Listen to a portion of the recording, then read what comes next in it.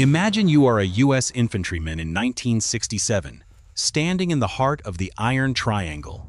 You are surrounded by the most advanced military technology on the planet. Overhead, B-52 bombers are unleashing arc-light strikes, dropping thousands of tons of high explosives with enough power to liquefy the soil. You believe nothing could possibly survive that level of devastation. But as the smoke clears and the vibrations stop, a sniper round whistles past your ear. You spin around, finger on the trigger, but there is nothing. No muzzle flash, no rustling leaves, just an empty patch of scorched earth. Your enemy hasn't retreated. They have vanished into the very ground beneath your boots. You are standing on top of a 150-mile-long subterranean nightmare that the Pentagon's best minds couldn't map, couldn't bomb, and couldn't break. This is the story of the Cu Chi Tunnels, a hand-dug, multi-level labyrinth that turned the Vietnam War into a conflict the United States was fundamentally unequipped to win. It wasn't just a hideout. It was a fully functioning underground city, complete with hospitals, smokeless kitchens, and command centers, all protected by a series of lethal, low-tech booby traps that turned a soldier's own weight against him. But the real mystery isn't just how they built it, it's how they survived in it. How do you breathe when the air is thick with the scent of rot and cordite? How do you keep a kitchen firing without the smoke giving away your position to a heat-seeking drone? And what happened to the tunnel rats, the elite, volunteer soldiers sent into these pitch-black holes with nothing but a flashlight and a .45 caliber pistol, who discovered that the tunnels were designed not just to house an army, but to swallow one alive? By the time this deep dive is over, you will see exactly why billions of dollars in high-tech weaponry were neutralized by nothing more than a shovel, a kerosene lamp, and a level of psychological endurance that defies logic. We are going inside the architecture of the underground war to uncover the secret weapon that truly changed the course of history. To understand the sheer impossibility of the Cu Chi tunnels, you first have to understand the dirt. This wasn't soft, sandy soil. This was the Iron Triangle, a region of South Vietnam where the earth is composed of a brutal, reddish clay that bakes under the tropical sun until it is as hard as concrete. To the American engineers, it was a nightmare for construction. To the Viet Cong, it was the perfect medium for an architectural miracle. The tunnels didn't appear overnight. They began as scattered hiding spots during the war against the French in the 1940s, small, disconnected bunkers where a fighter could hide for an hour or two. But by the mid-1960s, these holes had evolved into a 150-mile subterranean web that stretched from the outskirts of Saigon all the way to the Cambodian border. Imagine trying to build a subway system, using nothing but rusted hose and wicker baskets. No blueprints, no heavy machinery, no ventilation experts.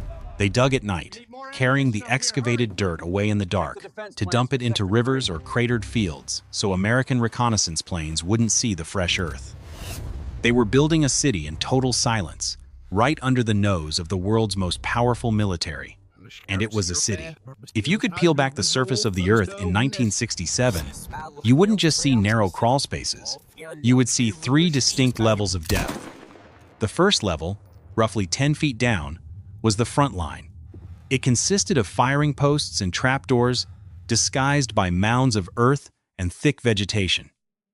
The second level, 20 feet deep, was the civilian heart, sleeping quarters, kitchens with specialized chimneys that dispersed smoke hundreds of feet away to avoid detection, and even makeshift hospitals where surgeons performed life-saving operations by the light of kerosene lamps. The third level, 30 feet or more below the surface, was the ultimate sanctuary, the command centers and deep wells that provided water. For the American High Command, this was a strategic puzzle they weren't prepared to solve. In 1966, the U.S. launched Operation Crimp, deploying 8,000 troops to the region. They used every tool in the manual. They pumped thousands of gallons of water into the holes they found, hoping to drown the enemy. They pumped in tear gas and colored smoke to map the exits. They dropped lazy dog steel fragments and napalm to sear the ground. When the smoke cleared, the U.S. commanders declared the area cleared. They assumed that because the surface was a wasteland of charred trees and craters, the threat was gone. But within hours of the American withdrawal, the snipers were back. The vanished army emerged from the ground like ghosts.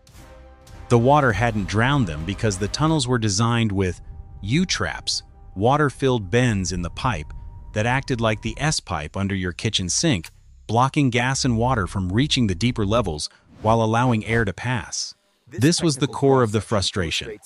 The Pentagon was fighting a 20th century war of attrition, measuring success in body counts and miles of territory seized. But you can't seize territory if the enemy doesn't occupy the surface. You can't win a war of attrition against an enemy that lives in a different dimension. Every time a U.S. squad sat down to rest, they were potentially sitting on a trapdoor. Every time a tank rolled over a patch of grass, it was being watched through a tiny air hole disguised as a termite mound. The psychological toll was devastating. Soldiers began to feel that the very ground they were fighting for was a living, breathing predator. But here is the detail that still haunts military strategists to this day, a fact that flips the entire hide-and-seek narrative on its head. While the U.S. 25th Infantry Division was spending millions of dollars constructing Camp Cu Chi, a massive 1,500-acre base complete with barracks, airfields, and heavy artillery, they were looking for the enemy in the surrounding woods.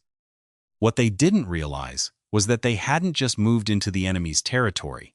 They had built their headquarters directly on top of them. While American generals were planning operations in their well-lit offices, Viet Cong intelligence officers were literally sitting 20 feet below their floorboards, listening to the vibrations of their footsteps. But hearing the enemy beneath your floorboards was only the beginning of the nightmare. To walk through the jungle around Cu Chi wasn't just a patrol. It was a high-stakes game of minesweeper where the mines were made of sharpened bamboo and human waste. The U.S. military had the M16, the Huey helicopter, and the M60 machine gun. The Viet Cong had the punji stake. It cost nothing to produce, but its value in psychological warfare was immeasurable. These weren't just sharpened sticks. They were often smeared with animal feces or poison. The goal wasn't to kill you instantly, it was to wound you, force your comrades to carry you, and infect your blood until your legs turned black with gangrene. You'd be walking, eyes peeled for a sniper, and suddenly the ground would vanish. You'd fall into a tiger trap, a pit lined with upright spikes. Or you'd trip a wire, and a heavy wooden plank studded with iron bolts would swing down from a tree, crushing your skull before you could even scream, "Medic." The Pentagon thought they were fighting a war of technology. They weren't. They were fighting a war of gravity and sharp objects. And yet, the traps were just the security system. The real miracle was how the Viet Cong lived through the arc-light B-52 strikes that were supposed to turn the earth into glass. The secret was the Hoang Cam stove. In any other war, if you cook, you die. Smoke is a beacon for a thermal scope or a spotter plane. But the Viet Cong engineered a chimney system that traveled horizontally through dozens of yards of soil, cooling the smoke and dispersing it through tiny holes in the ground, far away from the actual kitchen. By the time the air reached the surface, it was just a faint, cool mist, indistinguishable from the morning fog of the jungle. The U.S. generals were baffled. They saw no smoke. They saw no movement. Yet their intelligence told them thousands of soldiers were right there, under their boots. So, they brought in the specialists, the K9 units, German shepherds with noses 10,000 times more sensitive than a human's. They expected the dogs to sniff out the air vents and the trap doors in minutes. The dogs failed. The Viet Cong began stealing American soap, cigarettes, and even discarded sea rations. They rubbed these scents around their air holes and trap doors. When the bloodhounds arrived, they didn't smell an enemy. They smelled a U.S. Army barracks. They wagged their tails and kept moving. This total failure of technology and animals left the U.S. military with one final, desperate option. If you couldn't bomb them out, drown them out, or sniff them out, you had to go down and get them. Enter the tunnel rats. These weren't your average soldiers. They were the smallest men in the unit, usually 5'5", or shorter, wiry, tough, and possessing a brand of courage that bordered on insanity. They would strip down to their undershirts, grab a flashlight in one hand and a .45 caliber pistol in the other, and crawl into a hole no wider than a man's shoulders. The moment a tunnel rat entered that hole, the 20th century vanished. There was no radio contact, no backup, no room to turn around. It was pitch black, 100 degrees Fahrenheit, and the air was so thin you could feel your lungs straining for oxygen. You would crawl, inch by inch, feeling the walls for tripwires. One wrong move and a bouncing Betty mine would take your head off. But the traps weren't the only thing waiting in the dark. The Viet Cong used living booby traps. They would tie venomous bamboo pit vipers known as two-step snakes, because that's how far you'd get after being bitten to the ceiling of the booby traps. Tunnels. A tunnel rat would shine his light, see a flash of green scales, and have a split second to decide. Shoot and go deaf from the muzzle blast in the confined space, or try to back out before the snake struck his face. But even the snakes weren't the biggest fear. The biggest fear was the dead end. The tunnels were designed with deceptive turns and false walls. You'd be crawling, your heart hammering against your ribs, and you'd see a light ahead.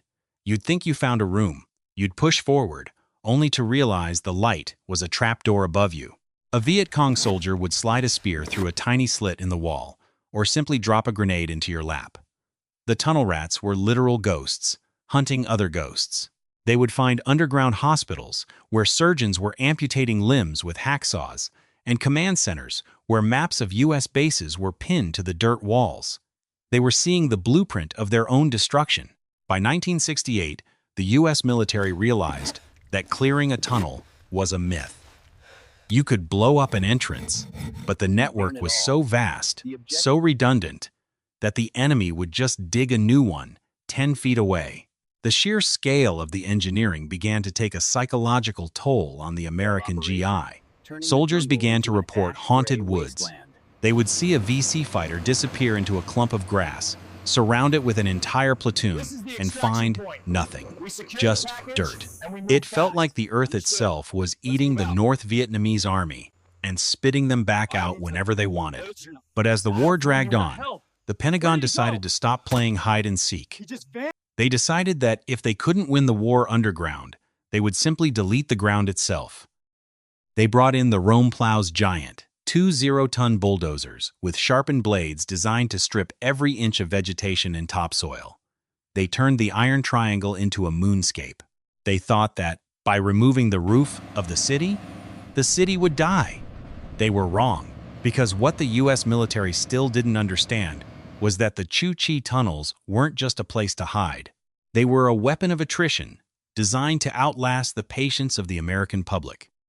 And while the bulldozers were scraping the surface, the most elite units of the Viet Cong were preparing for the one thing the U.S. never saw coming: a massive, coordinated strike launched not from the borders, but from the very basements of the cities the Americans thought they were protecting. The tunnels weren't just a defense anymore. They were the staging ground for the most daring gamble of the entire war. As the massive Rome plows crushed the surface, transforming the Iron Triangle into a barren moonscape, the generals at the Pentagon believed they had finally closed the gates of hell. They believed that by wiping out the jungle, they had wiped out life itself. But the reality was a painful paradox. You can plow the earth, but you can't plow the will of those who consider that earth their own flesh and blood. Beneath the blinding red dust of carpet bombings, a greater truth endured. The answer to the question, how did they survive, lay not in sophisticated engineering blueprints, but in a profound understanding of nature and a boundless spirit of sacrifice. Recall the termite mounds acting as camouflage air vents we mentioned. They weren't just solutions for oxygen. They were the breathing pores of a living entity. While the most advanced American seismic sensors struggled to detect the vibrations of footsteps, below them, life moved to a strange rhythm. In cramped underground chambers, babies were still being born, lessons were still being taught, and plays were still performed by the light of peanut oil lamps. They weren't just hiding. They were sustaining a miniature civilization in the heart of the earth. Indomitability was no longer an abstract concept. It became cubic meters of soil dug by hand, transported in darkness, and packed tight by decades of patience. And here is the solution to the ultimate mystery. Why did billion-dollar technology fail against rusted hose? Because the Americans were fighting an army, while the Vietnamese were fighting to protect the very existence of their nation. To the American soldier, the Chu Chi tunnels were a suffocating nightmare, a deadly trap.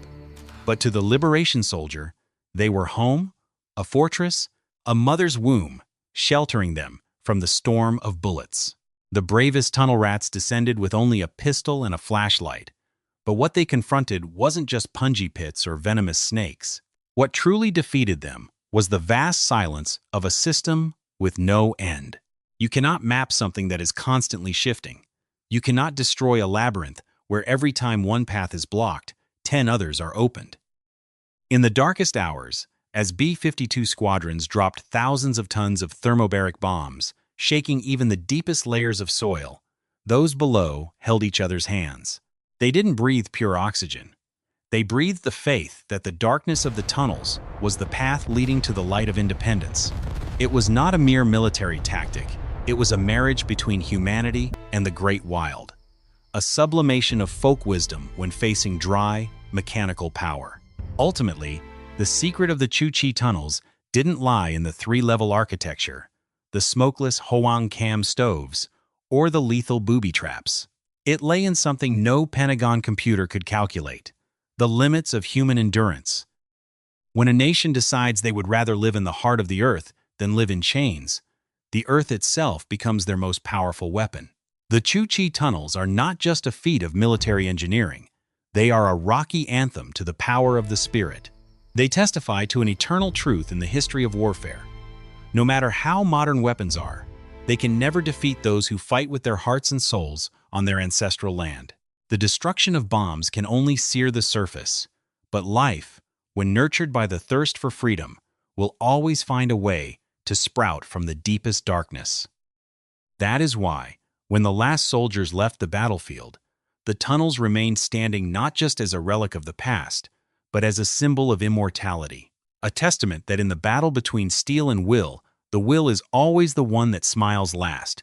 We look at Chu Chi today not just to see a network of trenches, but to see a new height of humanity, where the primitive becomes legendary, and where darkness becomes the sanctuary for hopes that never fade. When the darkness of the tunnels becomes the sanctuary for hopes that never fade, it leaves behind not just a physical relic, but a monumental question about the ultimate limits of human will. We have just traveled together through the deepest levels of the Chu Chi soil, where steel and billion-dollar technology had to bow before rusted hose and brave hearts. But these stories of indomitability should not stop here, for our national history still holds countless mysteries that the world continues to crave answers for.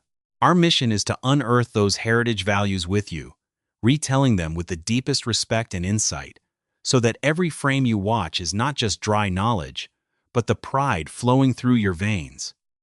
If you felt the vibration from the power of the national spirit through this journey, please hit the subscribe button to become part of a community of history lovers, where we preserve and spread immortal legends together.